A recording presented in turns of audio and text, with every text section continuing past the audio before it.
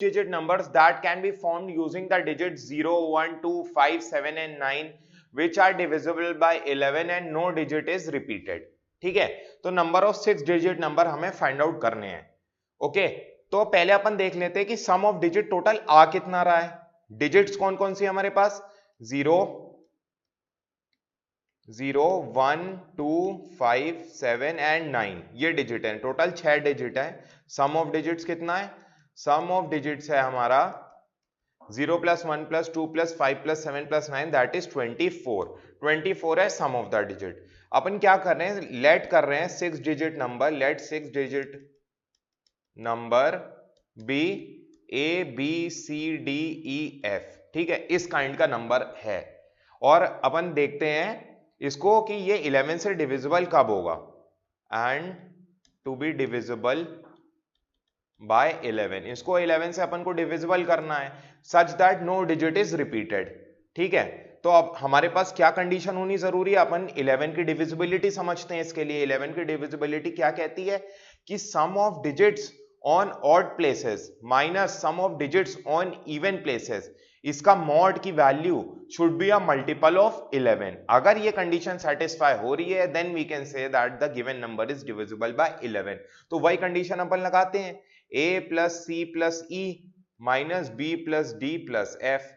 a plus c plus e is representing the sum of odd digits and b plus d plus f is representing the sum of even digits.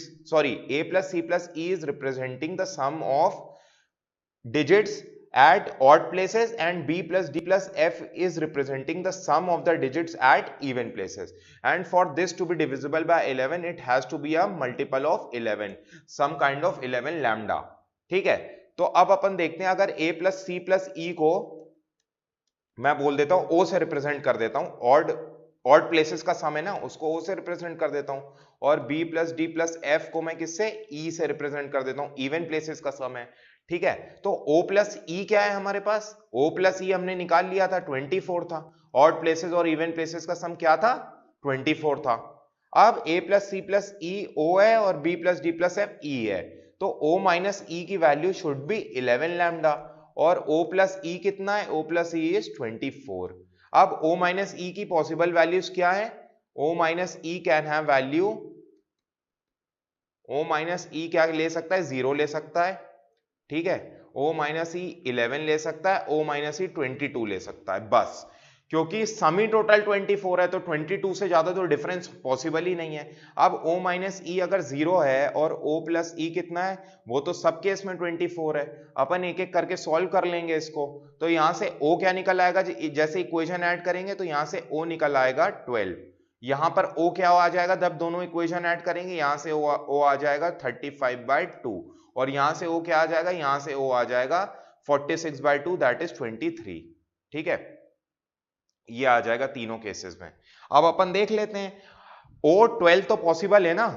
पहला case क्या है? एक एक case ले लेते हैं. When O equal to 12 that is sum at odd places is 12. ये तो पॉसिबल है. नंबर मेरे पास कौन कौन से थे? 0, 1, 2, 5, 7 एंड 9. 12 सम पॉसिबल है. 12 सम कैसे पॉसिबल है? 0, 5 और 7 अगर पेयर अप कर दें तो 12 सम पॉसिबल है ना.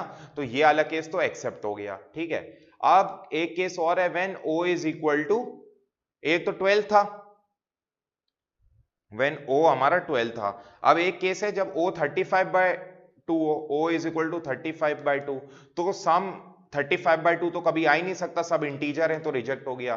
थर्ड केस आ रहा था when O is equal to 23, तो O 23 हमारा हो ही नहीं सकता है ना. ऑड प्लेसेस पे केवल ऑड प्लेसेस 3 ही है और 3 को मिला के अपन 23 कभी बना ही नहीं सकते है ना. तो ये केस भी रिजेक्ट हो गया. तो only acceptable case is this. तो इसमें O माइनस ई की वैल्यू क्या थी? इसमें O माइनस ई की वैल्यू थी 0. ठीक है, इसका मतलब O इक्वल टू ई है, that is A plus C plus E equal to B plus D plus F. ये आ गया. तो एक पॉसिबिलिटी ये आ रही थी ना 0, 5, 7, तो ACE केस 1 अब यहां बनेगा कि ACE को मैं दे दूं 0, 5 और 7. ठीक है, फिर बचे हुए क्या बचा मेरे पास? बचे हुए जो होंगे वो चले जाएंगे B, D और F में, है ना. B, D और F में. बी डी और एफ के लिए क्या कंडीशन बन गई, बी डी और एफ के लिए कंडीशन बन गई, यहां पर a plus C plus E equal to B plus D plus F equal to 12 आ जाएगा, है ना, 24 था टोटल, तो 12 12 आ गया। तो बीडीएफ के लिए क्या आ गया, बीडीएफ के लिए मेरे पास आ गया 9 2 और 1।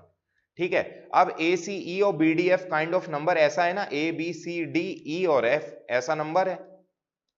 ठीक है, अब देख लेते हैं 3 4 5 6।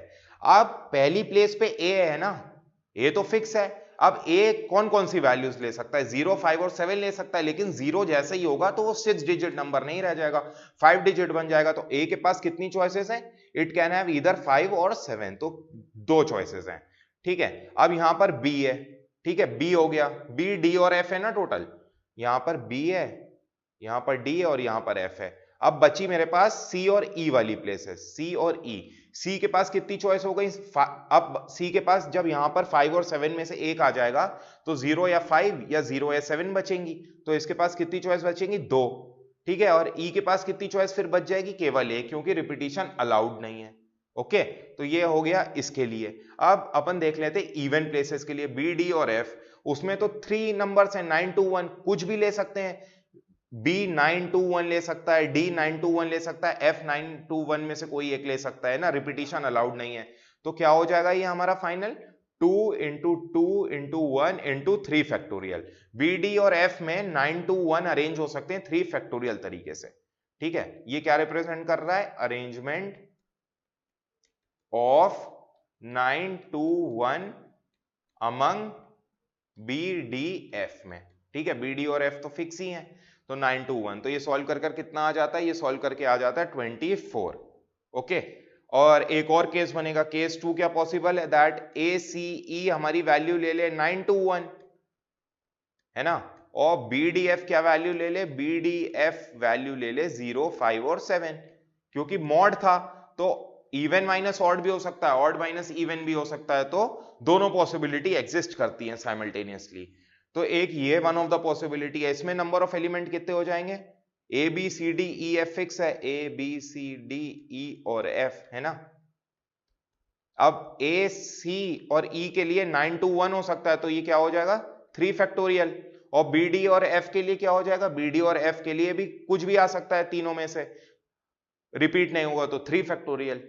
तो 3 फैक्टोरियल इंटू 3 फैक्टोरियल, ये अरेंजमेंट किसकी है, ये अरेंजमेंट है 9 to 1 की, ये अरेंजमेंट है 0 5 7 की। तो क्या आ गया 3 factorial into 3 factorial, that is 36। तो टोटल क्या आ जाएगा, टोटल नंबर्स कितने बन जाएंगे, case 1 plus case 2 24 plus 36, that is 60 हो जाएगा। तो फाइनल आंसर हमारा क्या हो जाएगा, फाइनल आंसर हो जाएगा ऑप्शन 2 60। Thank you.